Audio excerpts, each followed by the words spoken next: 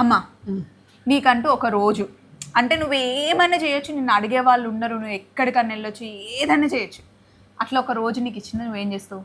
ఏం చేస్తా, ప్రొద్దున్నే పని ఆమె వస్తుంది కదా, అన్ని ఊడ్చి తుడిచిపోతుంది, టిఫిన్ చేసుకుంటాం, తింటాం.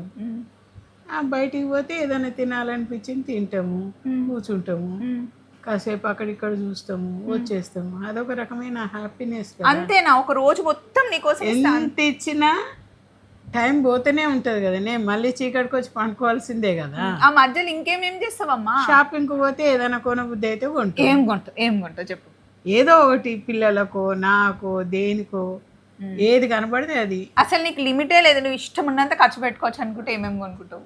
ఇక అంత అంటే నేను ఖర్చు పెట్టలేని, చూసి చూసి ఖర్చు పెట్టుకుంటా. అవసరమైనవి మాత్రం కంపల్సరీ పెట్టుకుంటా.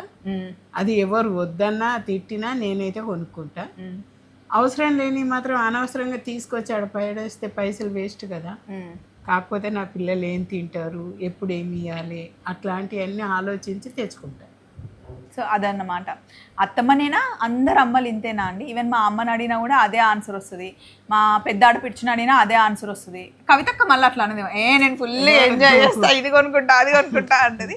ఒక్కొక్కరిది ఒక్కొక్క థాట్. మీరు కూడా మీ అమ్మని అడగండి, అత్తమ్మని అడగండి, ఏమంటారో చూద్దాం.